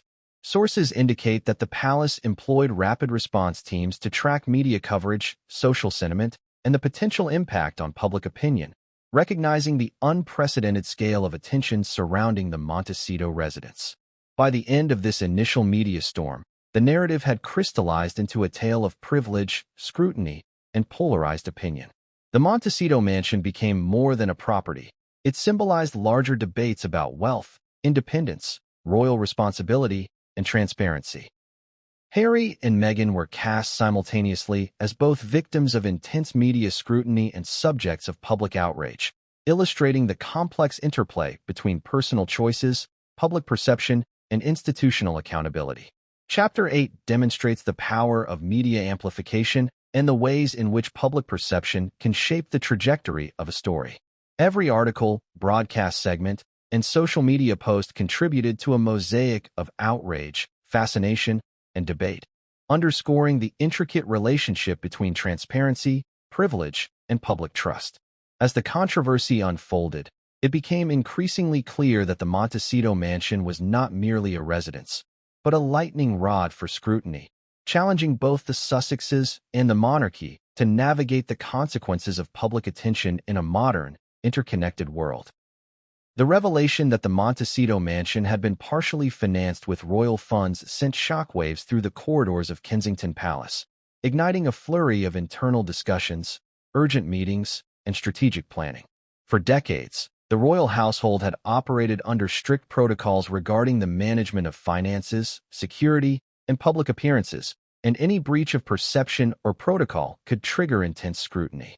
Yet few incidents in recent memory had produced the same level of immediate, polarized attention as the Montecito residence disclosure. Senior members of the palace convened swiftly after the news broke. Behind closed doors, advisors, financial officers, and communications teams reviewed the details of the funding arrangement, poring over documentation, expense reports, and historical precedents. Some officials expressed disbelief that a property of such value had been purchased using funds that, while legally allocated, were intended for broader royal purposes. Discussions grew heated as questions emerged regarding transparency, public perception, and potential political fallout. A sense of urgency permeated the air, as the palace realized that delayed or poorly managed responses could exacerbate the scandal. Sources within the palace revealed that King Charles personally summoned a series of briefings to understand the situation fully. Charles, known for his methodical approach and attention to detail, reportedly demanded explanations for every financial transaction associated with the Montecito mansion. Advisors presented timelines, approvals, and justifications, highlighting the pre-existing arrangements that allowed for portions of royal funds to be used for security, housing, and support of senior family members living abroad. Yet despite these explanations, Charles expressed deep concern over how the public would interpret the expenditures, noting that perception could quickly overshadow legality. Queen Consort Camilla was also involved in the discussions, emphasizing the importance of safeguarding the monarchy's reputation while addressing public outrage. Palace insiders indicated that Camilla urged careful communication strategies, warning against statements that could appear defensive or evasive. Her counsel highlighted a delicate balancing act, the need to provide transparency without inflaming the already fervent media and public reaction. The internal debates reflected broader anxieties within the royal household, where every word, every gesture, and every disclosure had potential consequences for centuries-old institutions. The palace communications team faced particular pressure. Their task was to craft a message that could withstand scrutiny from global media while clarifying the legal and procedural basis of the mansion funding. Drafts of statements were circulated, revised, and debated multiple times, with lawyers, advisors, and senior royals all weighing in. There was unanimous agreement that the statement had to address concerns about misuse of funds without appearing to justify or excuse the Sussexes' actions. Key phrases were scrutinized, and every sentence was tested for potential misinterpretation or backlash. Meanwhile, internal tensions grew between palace departments. Financial officers, accustomed to operating quietly behind the scenes, expressed frustration at the sudden public exposure of sensitive transactions. Security advisors highlighted the critical necessity of maintaining a secure residence for the Sussexes, emphasizing that any discussion of security measures in public statements could compromise safety. Royal aides responsible for family relations and protocol worked overtime to manage communications, both internally and externally, as staff navigated the delicate challenge of defending the institution while acknowledging legitimate public concerns. The personal response of Prince William also became a subject of intrigue and speculation. Sources suggested that William, already deeply concerned about the Sussex's public positioning, viewed the Montecito controversy as another instance of perceived misjudgment by his younger brother. While remaining officially neutral in public statements, William reportedly engaged in private conversations with palace officials to understand the implications and ensure that future financial oversight was strengthened. The incident, insiders claimed, intensified existing strains in the relationship between the brothers, layering familial tension atop institutional concern. Staff members throughout the palace were acutely aware of the intensity of public scrutiny. Private conversations, emails, and briefings reflected anxiety about how the story could shape public opinion, influence media narratives, and affect the monarchy's long-term credibility. The palace's security team, in particular, noted an increase in attention to the Sussex's residences and public appearances, both domestically and abroad. Analysts observed that the combination of public outrage, global media coverage, and social media amplification created a perfect storm, compelling the palace to act quickly and decisively. The legal team was also deeply involved, reviewing every facet of the mansion funding to anticipate potential challenges, inquiries, or disputes. While the arrangements were technically legitimate, lawyers recognized that the public perception of impropriety could lead to reputational damage or even political scrutiny. Debates centered on whether to release detailed explanations to the public, issue partial disclosures, or maintain a measured silence, each option carrying potential risks and benefits. Advisors emphasized that missteps could prolong media cycles, intensify criticism, and invite additional scrutiny from parliamentarians, taxpayers, and advocacy groups. Internally, palace staff were also concerned about the ripple effects on other members of the royal family. Questions arose regarding precedent. If funds could be used for the Montecito mansion, could other properties or expenditures be similarly scrutinized? Advisors cautioned that the optics of privilege were now under intense examination and that every allocation of resources would face new levels of scrutiny in light of the Sussex's situation. This awareness prompted discussions about internal auditing, improved documentation, and proactive transparency measures to prevent similar controversies in the future. At the same time, the palace prepared for potential external inquiries. Senior officials anticipated questions from Parliament, media interviews, and public forums, recognizing that the scandal could become a touchpoint for debates about monarchy funding, accountability, and oversight. Spokespeople were briefed on sensitive topics, with instructions to remain consistent, factual, and emotionally neutral, while reinforcing the legal basis of financial arrangements. The palace also coordinated with U.S.-based representatives to ensure that any comments regarding Montecito would not conflict with ongoing investigations or reporting. Public sentiment, as monitored by palace analysts, was a critical consideration. Polling suggested that outrage was particularly concentrated among middle-class citizens, who compared the Sussex's mansion to average housing costs and financial struggles. Advisors recognized that while some supporters defended the couple, a significant portion of the public perceived the use of royal funds as emblematic of entitlement and disconnection. This duality created a challenging environment for internal decision-making, as responses had to navigate the delicate balance between legal justification, familial loyalty, and public accountability. The palace also took note of the emotional strain on staff members directly involved with the Sussexes. Private aides, security personnel, and administrative staff were now under scrutiny themselves, facing questions from the media and, at times, the public.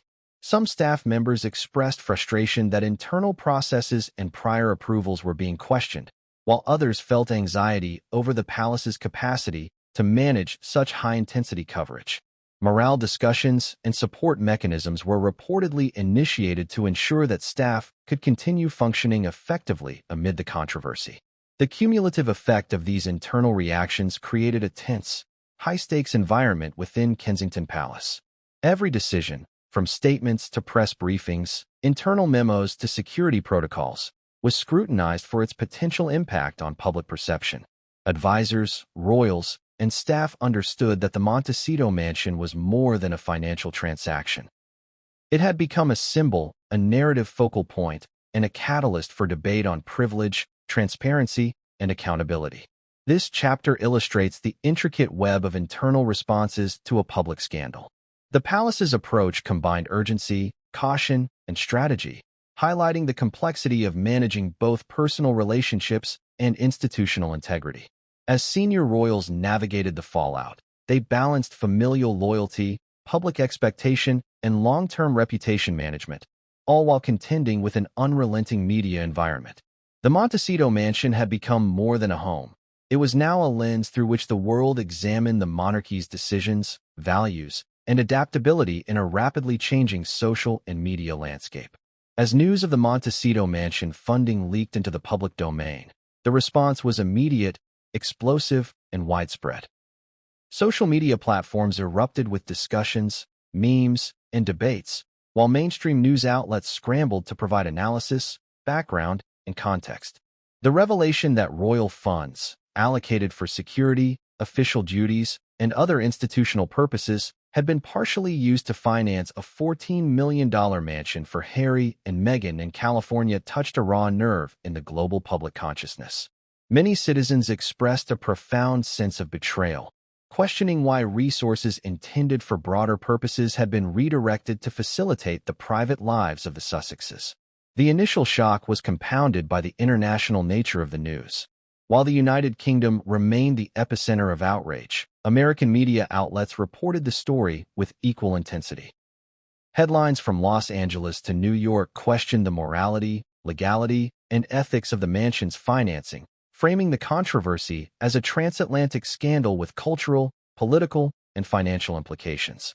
Commentators repeatedly highlighted the contrast between Meghan and Harry's luxurious lifestyle and the financial struggles of ordinary citizens, amplifying public frustration.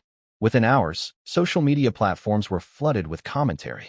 Twitter threads dissected financial statements and palace reports, with hashtags like #Montecito scandal, #royal funds, and #Sussex mansion trending globally. Citizens expressed anger, disbelief, and incredulity, often referencing the notion that Harry and Meghan had publicly distanced themselves from the monarchy while benefiting privately from its resources. Memes proliferated, some satirical and humorous, others deeply critical, portraying the couple as emblematic of entitlement and hypocrisy. The digital discourse created a feedback loop. The more outrage circulated online, the more mainstream media covered the story, which in turn fueled further social media reactions.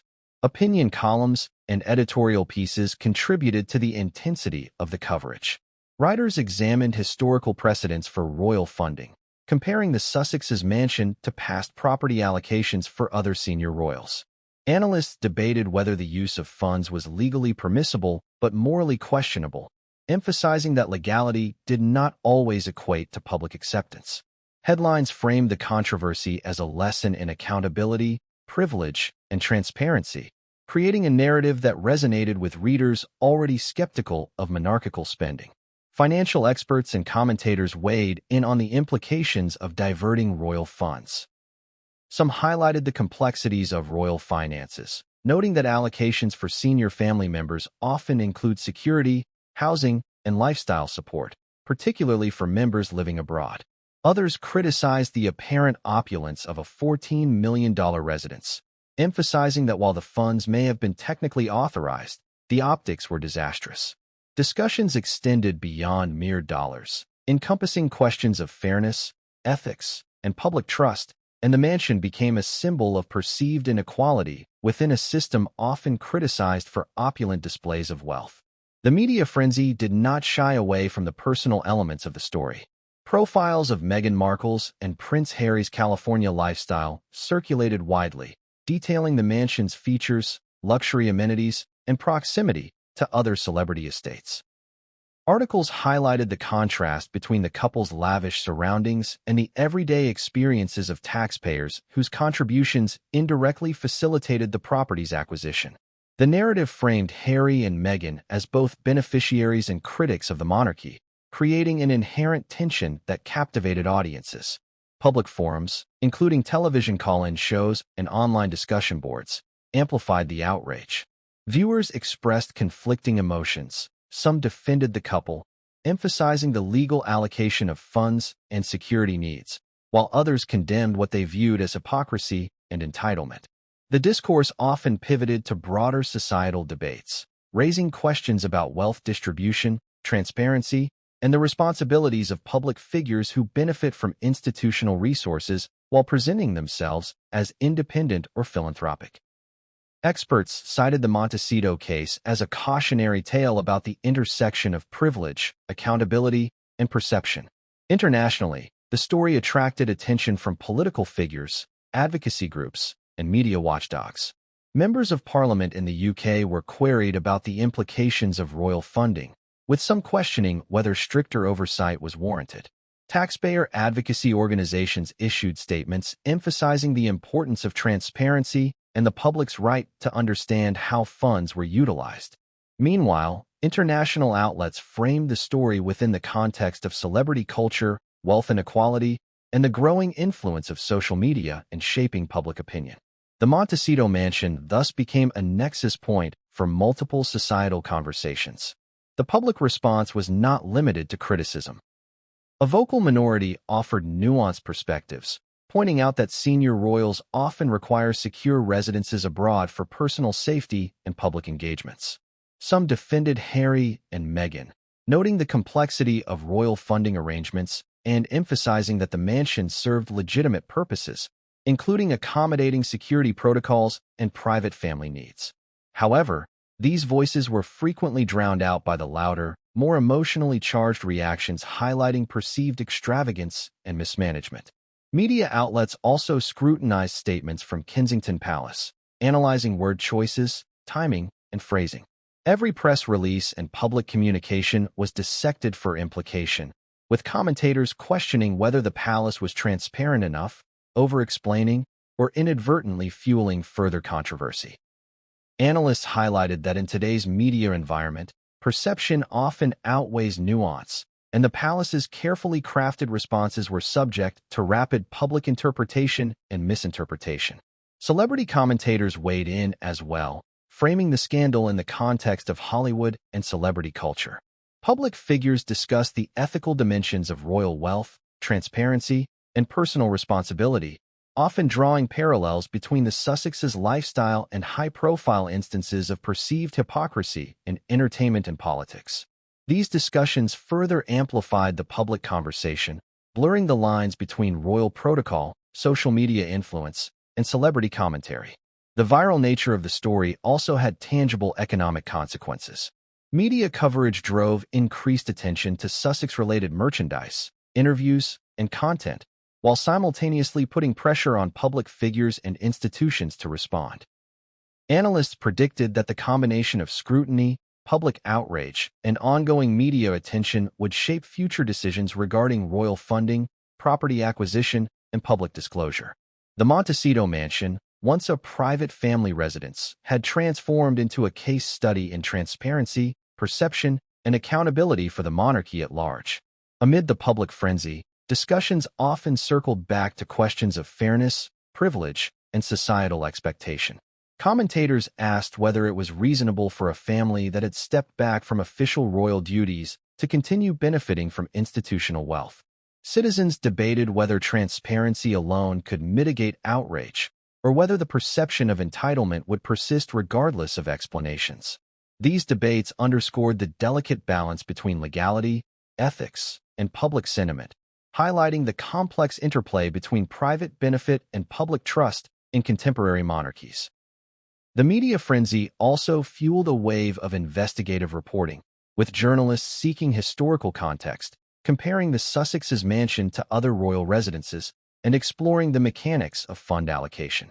Experts in constitutional law, royal finance, and public policy contributed commentary, emphasizing that while the mansion's financing may have been lawful, the optics and communication failures were significant.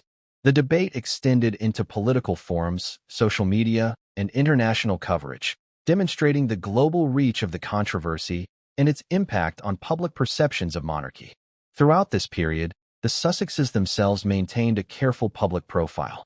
While their communications team issued measured statements highlighting legal compliance and privacy concerns, public curiosity and speculation remained intense. Paparazzi, news outlets, and social media influencers tracked their activities, scrutinized their statements, and analyzed every detail of their lifestyle. The mansion, its security arrangements, and its lavish amenities became focal points for discussion, effectively transforming the property into both a symbol and a story in the global media landscape. The chapter underscores how a single revelation regarding the partial financing of a mansion can trigger a cascade of public outrage, media scrutiny, and societal debate.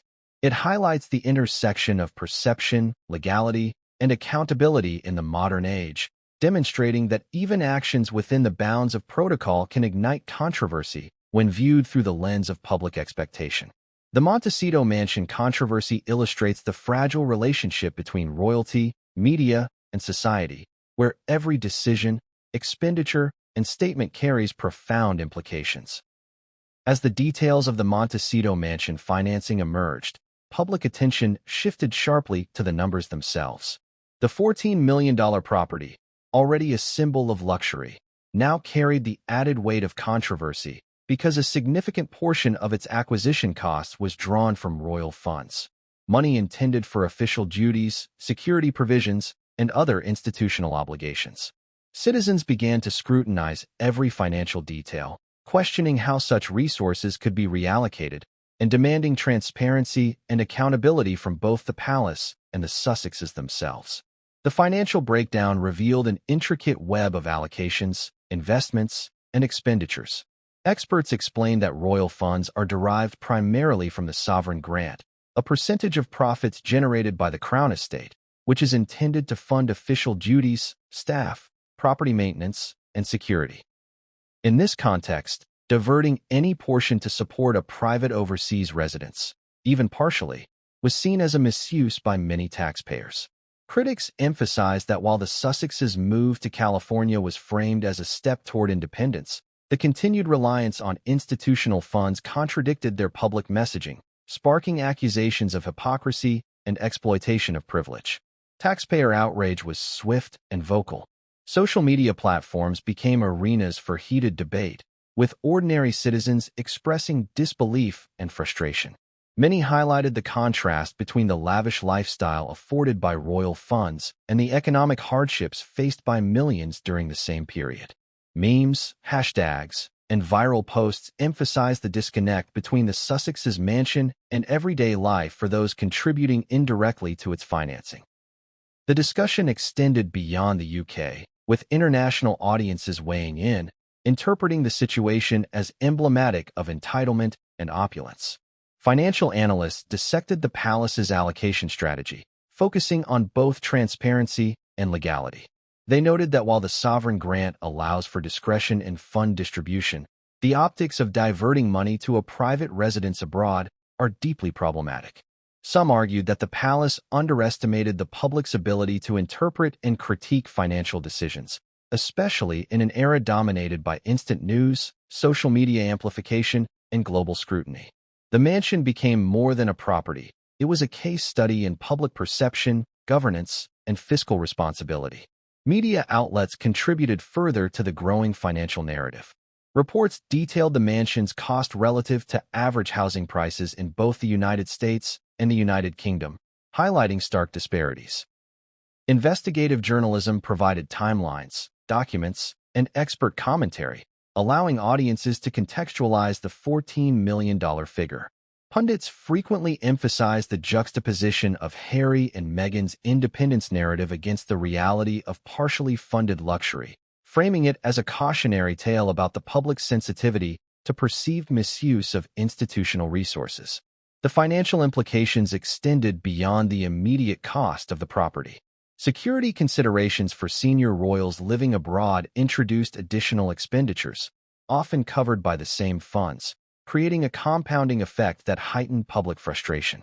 Analysts estimated that maintaining security personnel, surveillance systems, and emergency preparedness in California added millions to the effective cost of the residence.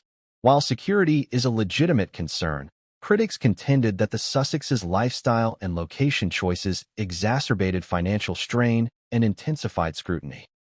Taxpayer advocacy groups leveraged the controversy to demand increased transparency and accountability from the royal household. Statements emphasized that public contributions, through the sovereign grant and other mechanisms, carry an implicit expectation of responsible stewardship. The Montecito mansion, financed partially with these funds, challenged that expectation and fueled broader debates about accountability, oversight, and ethical management of public resources. Advocacy groups called for audits, public reporting, and stricter guidelines for fund allocation to prevent similar controversies in the future. Public discourse also explored the long-term implications of the funding revelation. Some citizens argued that the scandal could influence future royal funding policies, prompting more stringent oversight and reporting requirements. Analysts predicted that subsequent allocations for overseas properties or independent ventures would be scrutinized more heavily, with greater emphasis on aligning expenditures with both institutional priorities and public perception. In this sense, the Montecito mansion controversy may serve as a turning point, influencing governance practices and transparency standards for years to come. Social media platforms amplified financial outrage, providing a real-time window into public sentiment.